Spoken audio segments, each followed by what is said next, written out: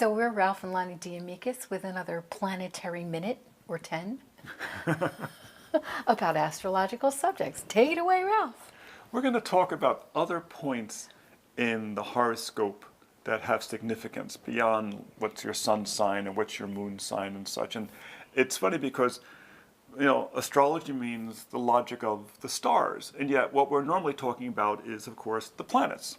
Though in ancient times they didn't differentiate between the stars and the planets in that way, but they recognized that there was a difference between the fixed stars, as we call them, and things like Antares and Betelgeuse and such, and the wandering stars, things like Mercury and Venus and Mars. That was what they called them, the wandering stars, and then there were the fixed stars. Well, these fixed stars, these giant, suns, that many of them are much, much larger than our own sun, do have significance, and they've been recorded for centuries and centuries by pretty much every single culture. And they're sort of the backdrop over which the planetary motions happen.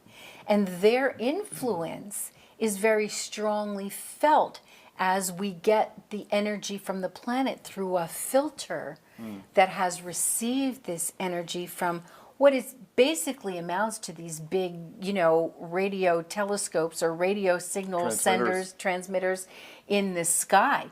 So there's points that people know: Spica, Polaris, the North Star, the stars in certain constellations, the Big Dipper, Orion, and we're fairly familiar with some of them, and some of them have very interesting stories and histories, and the energy filters through them in a very interesting way. And then in a forecast that we did for November, we mentioned the Galactic Center. So that's another point that has a big influence on the actions and the interpretations of the planets. Exactly, and typically the ones that really set you off are the ones that are along the ecliptic. And those are the ones that are where the planets travel. So there's certain stars that are right along that line. And there's 4 stars which are known as the royal stars. And they at one time were aligned with north, south, east, and west. And I say at one time because the precession of the equinox, they've actually shifted a bit. But it was also at times when after an earthquake or after during massive eruptions, when the sky got very, very cloudy for long periods of times, these were the brighter stars that you could see even when the sky was obscured. So there's certain stars that are considered very important because they're very, very bright. One of the stars that Lahni mentioned is Spica. And Spica is at 23 degrees Libra. And it is where the Virgin and the constellation Virgo, which is the largest constellation, which was known before that as the Great Goddess, is holding a grain in her hand. A spike of wheat. A spike of wheat. And it is the brightest star in the constellation. Now this is significant because realize that our modern civilization moved from the Paleo era to the modern era basically because of the ability to cultivate grains. So this is a very, very powerful thing. And what's interesting is that when people have major planets, a sun, a moon, maybe a Jupiter, aligned with Spica, one of the things that comes out in them is that they're very prolific. They're just like, people who are writers are like copy machines. Paper just spits out of them. Musicians who are tremendously prolific.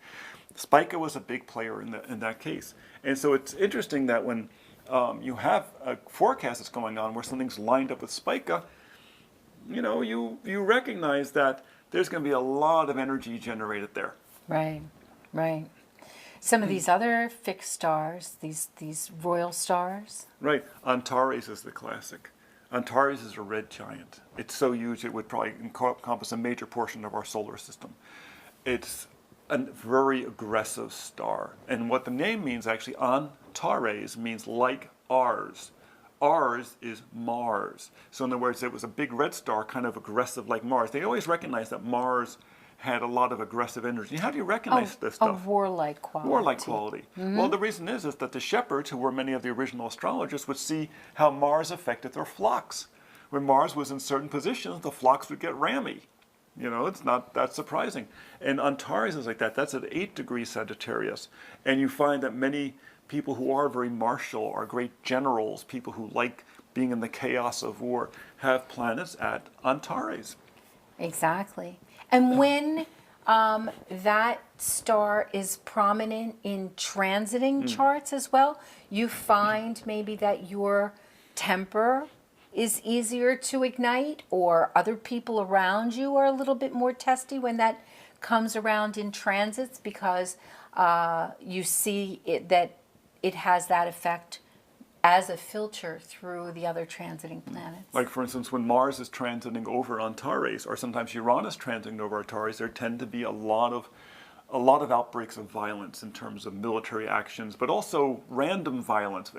People acting out in horrible ways. When Mars is triggered by this planet, by And this star. people who use an area of astrology called mundane astrology use this to time events. They say, oh, this situation is happening right now, and does it have anything to do with this alignment of Antares with Mars or Antares with Uranus? And we'll go back historically to other periods in history where this same alignment occurred, and see if we can find similar activity that would relate to what was going on now.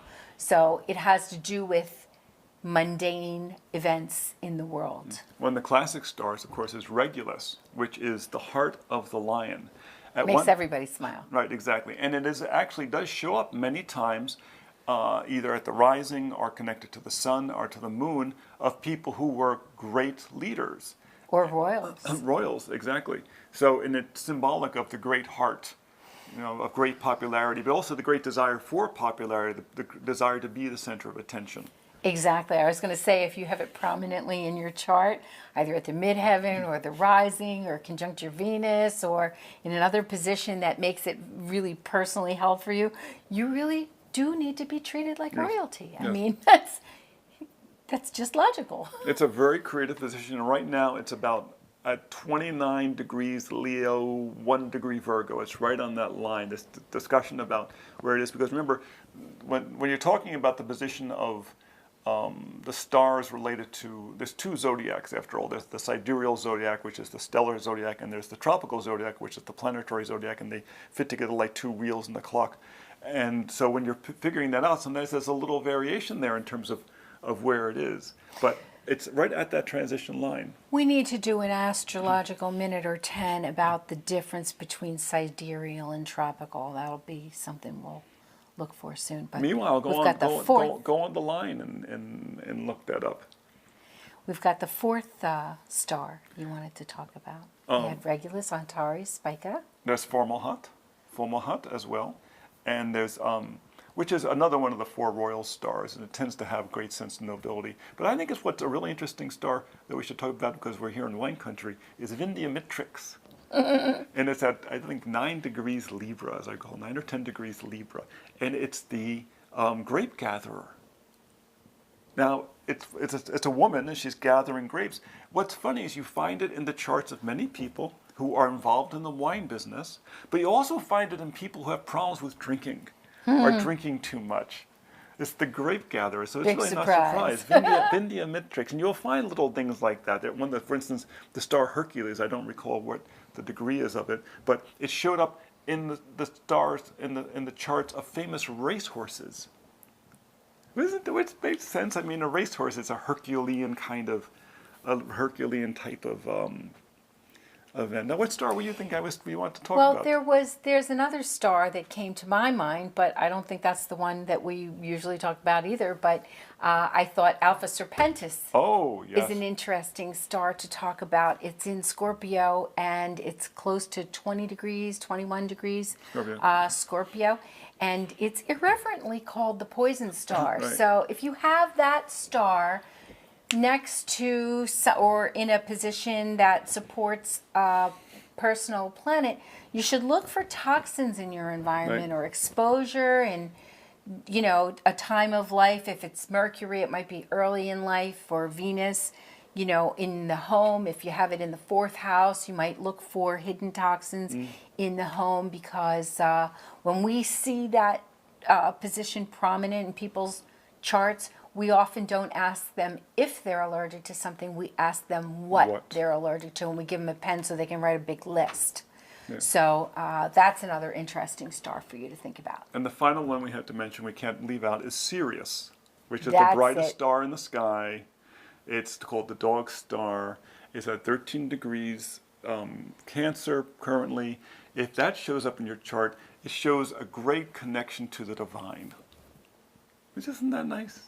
So, That's a perfect way to end. yep. We'll see you next time with another astrological minute or 10 from Ralph and Lahni.